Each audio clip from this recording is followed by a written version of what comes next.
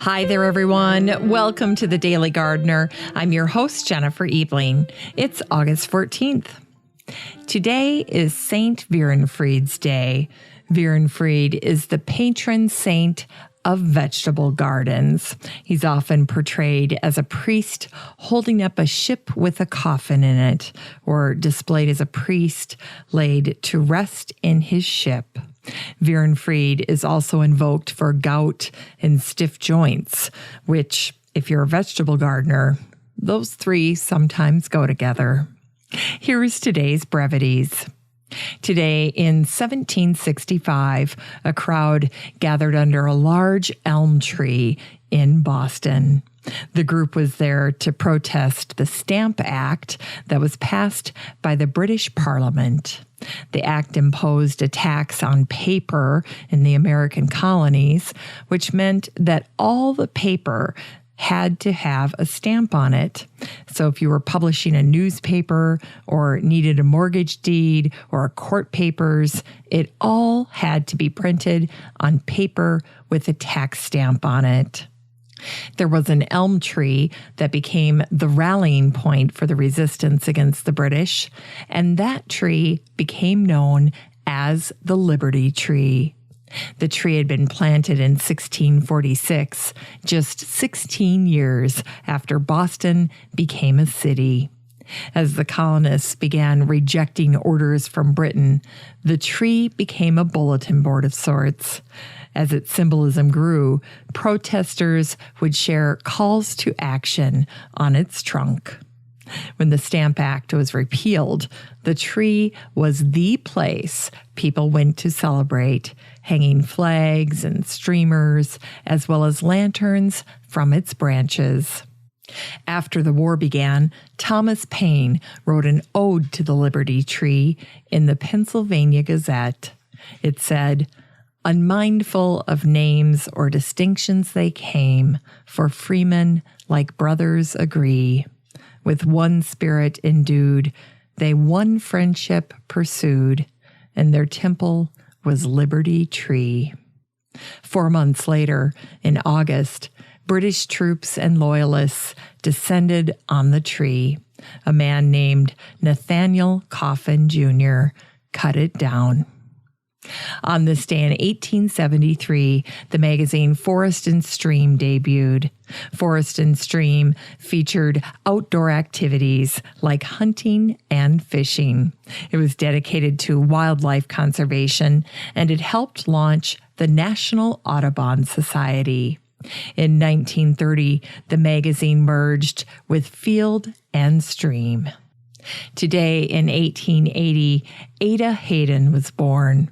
Hayden was the curator of the Iowa State University Herbarium. As a young girl growing up in Ames, Iowa, Hayden fell in love with the flora surrounding her family's home. And she was a talented photographer, artist, and writer, and she put all of those skills to good use, documenting Iowa's prairies. Hayden became the first woman to earn a PhD from Iowa State, and she inherited her grandparents' farm, and she often brought her botany students there to walk through the prairie and to take note of what they saw. Hayden's life work was to save the vanishing prairie ecosystem.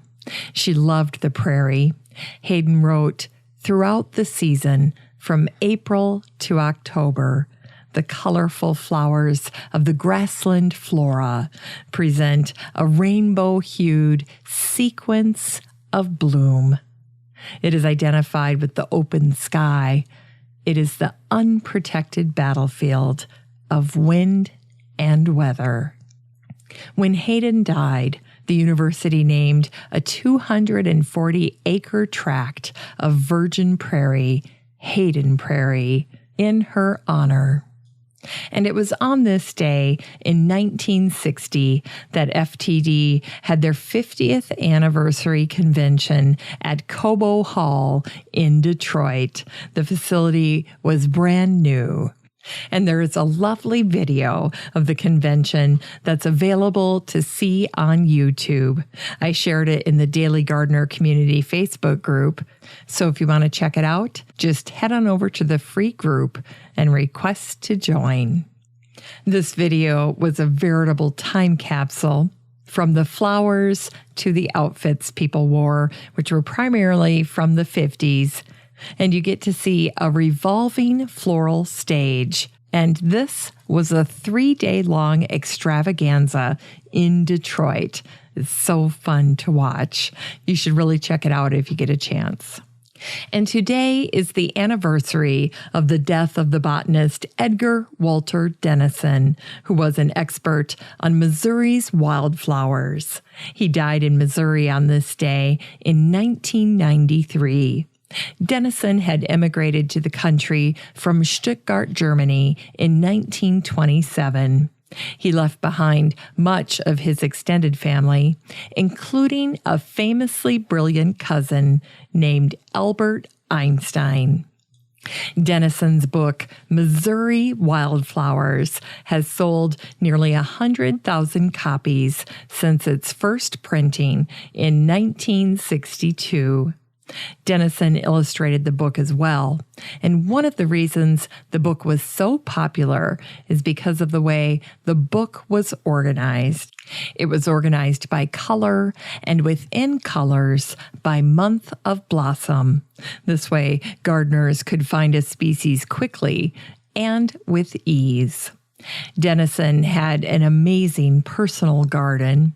He had over 100 varieties of plants, which he grew from seed. He hated the thought of removing a plant from its native habitat. Dennison had a special relationship with the Missouri Botanical Garden. The garden's director, Peter Raven, said, "Dennison was an old-fashioned European gentleman in so many ways. Dennison exceeded most of our citizens in his deep love for the plants that enrich and beautify Missouri." Dennison's former next-door neighbor, horticulturalist Patrick Brockmeyer, said Dennison taught him everything he knew about plants, including pruning, fertilizing, and natural weed control. Brockmeyer felt Dennison's presence when he visited the garden. He said, "He was there. I don't care what anyone says. That man was in that garden. I could tell by the way the birds were singing." In Unearthed Words, here's a verse from Thomas Gunn, Last Days at Teddington. How sociable the garden was. We ate and talked in given light. The children put their toys to grass, all the warm, wakeful August night.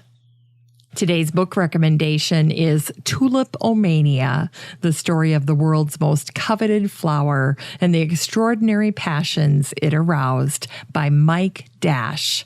It's hard to believe, but in the 1630s, the tulip trade was a big deal. Tulip bulbs changed hands for incredible amounts of money. At one point, flowers were being sold for more than the cost of a home. There really was tulipomania, and the book shares that it was the first futures market in history.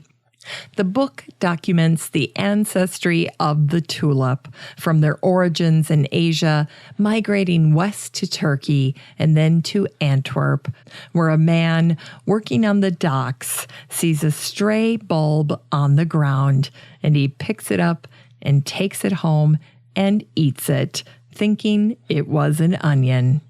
Dash is an excellent writer, and the book is a delight to read.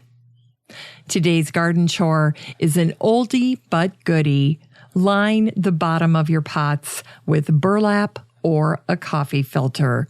This way, water will drain, but you don't have to worry about soil spilling out. And if you use the burlap, you could cut a piece that's big enough to extend from the lip of the pot down to the bottom of the hole and then back up again. I like to have little hints of burlap lining the inside of my pots. It adds an extra layer of texture and dimension, and I think it's quite charming, especially if you're giving the plant as a gift. So one of the chores that my student gardeners help me with is cutting little strips of burlap and then lining the terracotta pots in the garden. Finally, here's something sweet to revive the little botanic spark in your heart. Today, in 1975, the Hearn Democrat out of Hearn, Texas, shared a consumer alert from the Attorney General. Here's what it said. Some home gardeners are facing a critical shortage this year of an item many have always taken for granted: home canning lids. The problem has reached crisis proportions in parts of the country where home gardeners have planted crops in hopes of saving on grocery bills. As the harvest begins, these home gardeners are discovering the canning lid shortage means there's no way of preserving their ripe fruits and vegetables for fall and winter use. The Federal Office of Consumer Affairs estimates that 12 million new gardeners have joined the market for home canning equipment in the past 2 years. Another part of the problem is that some home canners have been buying far more lids than they will need. Because of this hoarding for future use, the shortage has been aggravated. If you have a complaint about a lack of canning equipment, contact the Consumer Protection Division. Thanks for listening to The Daily Gardener. And remember, for a happy, healthy life, garden every day. The Daily Gardener is produced weekdays in lovely Maple Grove, Minnesota. You can find complete show notes over at thedailygardener.org. And be sure to share the show with your garden friends. You can find The Daily Gardener on all your favorite social media, Instagram, Twitter, and Pinterest, and of course, Facebook. While you're over at Facebook, don't forget to join the Daily Gardener community. Just search for these 3 words, Daily Gardener Community. The group will pop right up and then request to join. Finally, I want to thank my team at Podfly Productions, where my fabulous editor is Eric Begay. Have a great day in the garden, and we'll see you tomorrow.